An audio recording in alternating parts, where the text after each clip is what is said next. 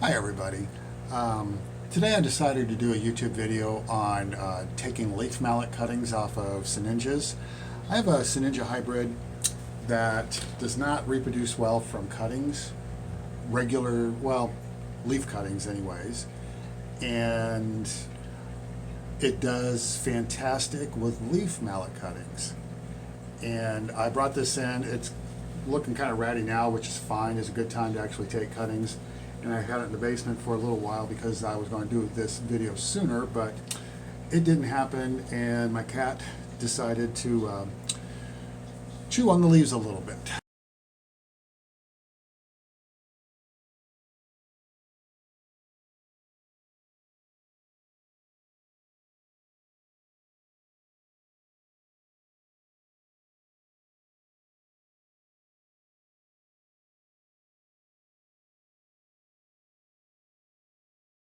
So I've got hybrids that I really like using Sinningia parisiana, and Sinningia leucotrica.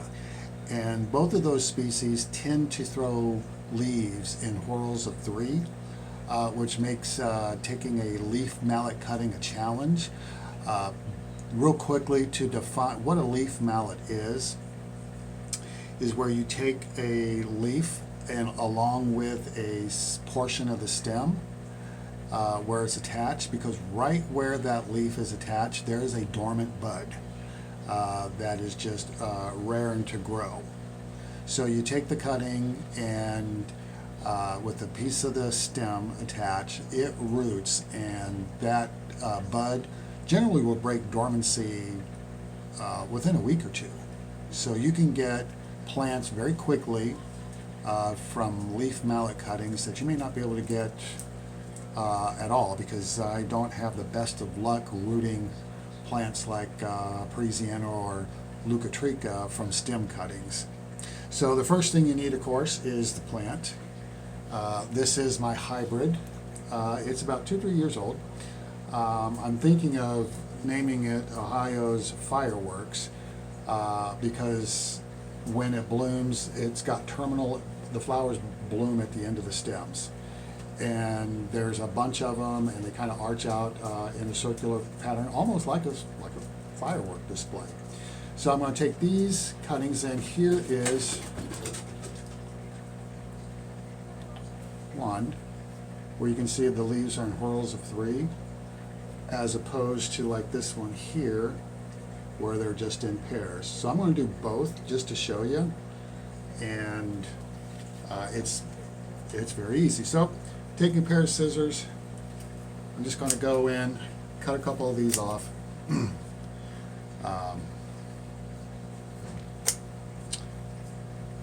So we got something to start with. Let me get this out of the way. Okay, now here's my leaf stems. And the first thing that I'm going to do is trim the stems,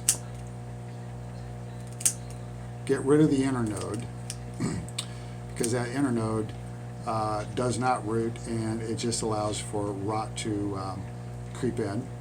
This very tip of the plant, a little juicy, hasn't firmed up yet, so I'm not even going to bother with this one. So I'm going to take the rest of them, just real quickly cut them here. And I do sterilize my tools prior to using them. So these all got to soak in some rubbing alcohol.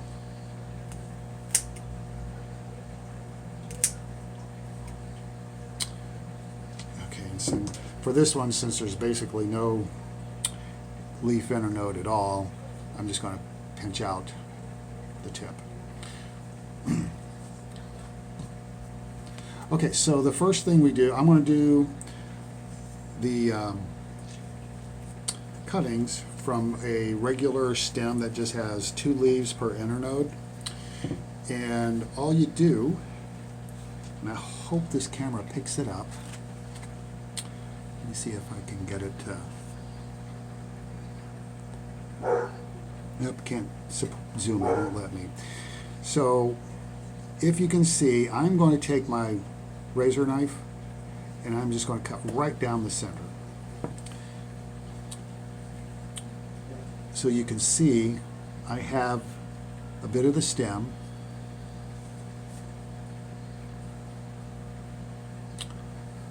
It's got that dormant bud. So I'm going to do that with all of my leaves. Should I cut these pairs off?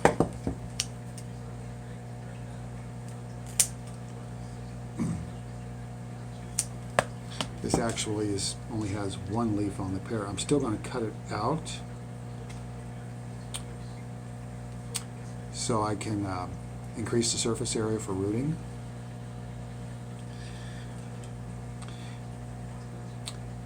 In this one, I think I'm going to just have to sacrifice one. Throw that one away. But just cut this one down the center. So this is an easy one to do. When they're side by side, you just cut the stem in half. Now, when you get some that's got whorls of 3, the process will still work. You just got to be careful on your cut. So what I'll do is I'll go into the center of the stem between 2 leaves, cut straight down, rotate it, do the same thing again to the center, straight down. See, I got one leaf already separated, and then straight down again. So in this case, each leaf has 1/3 of the stem, but that all-important bud, dormant bud, is still in there. So it's an easy process. And I found for this particular hybrid, they root, the cuttings take off very quickly. Because that was one of the reasons why some of my hybrids I don't release, is because propagating them is a nightmare. So as you see, I'm doing the same thing on all of them. There's one that the cat chewed the leaf a little bit. Now normally I will not cut a leaf back in this process, because my philosophy is the more wounds you create, the more opportunity for rot to creep in. And since these are going to go into a relatively high humid environment, I don't care to have open wounds. So here's all of my leaf cuttings. I've got quite a few. So then the next step is simply planting them in a mix. I use a flat container. I use a 50-50 mix of Pro Mix and Perlite. I pre-moisten this with some warm water. And then all you do now is just simply pop in the cuttings.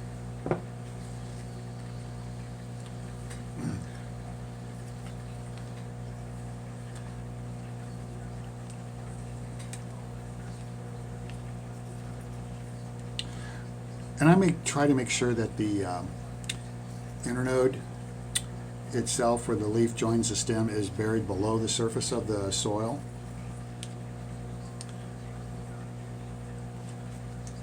Don't know, just no particular reason, just what I do, and it's what's been working for me. Now I did try this particular hybrid with taking the leaf midrib out. And I think maybe I'll do a video on how to do a midriff cutting with like a Sinningia speciosa, to show how that works, where you can get a fair number of plants with a lot less effort.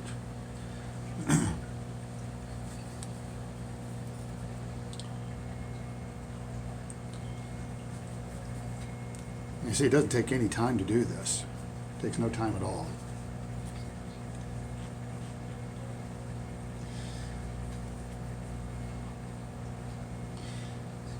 You may not get 100% success, but for the type of plant that we're dealing with here, Even if only 50% of them rooted, I would consider it to be. I just noticed my recording quit on me right when I was transplanting, well, actually potting up the little cuttings. I've continued to do that. I finished up and I soaked them, floated them in a container of water just to settle them in. So these are all settled in. These are good to go under my lights. And I put my cuttings in one of these seed flats that you get from any nursery, and the high domes. I like the high domes with the openings open because it increases the humidity, but it's not 100% humidity where water is dripping off the side.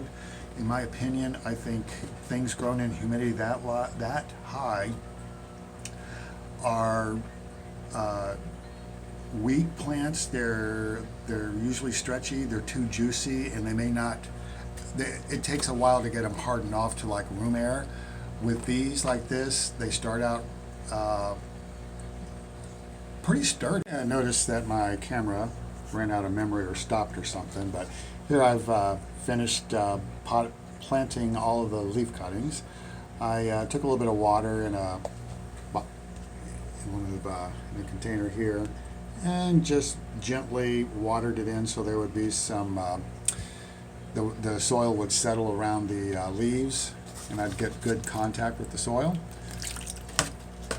So I've done that.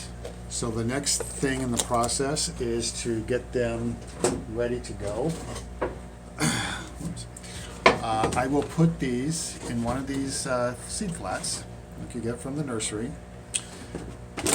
And I use the high domes with the vents fully open. I know some of the vents are on the sides, and I got a couple like that, but this particular one's on the top, but I have them fully open. My reason for that is because I do not want the humidity to be 100% in here to the point where water is dripping off the sides. In my experience, I have found that plants, well, first of all, that high of humidity may promote rot and leave the leaves like that one that I cut because the cat chewed on. That one would probably get rot and die. Also, with humidity that high, leaves, the plants when they start to grow, tend to be weak, spindly, juicy. They're not very robust, and hardening them off, they may or may not survive. So I would put these under my lights. My lights are LEDs, just some LEDs I got from Lowe's, LED shop lights for 12 hours a day. And to show you that this works, I did, where's my paper? Okay, we'll have to edit this. And to show you that this works, I did leaf cuttings from this same plant back on November 26th. I took my leaf cuttings and that was November 26th. On December 17th, I noticed some sprouts. And here they are today. In this particular case, as you notice on the other cuttings, the leaves kind of overlapped each other. I did cut about half of the leaf surface back on these, only because the plants underneath them, the plant from behind, were being blocked of light. Now these are a little bit stretchy, but I'm not too terribly concerned about this since it is a Sinningia, and I know that there are tubers forming underneath the soil. And all I wanted was to get new plants.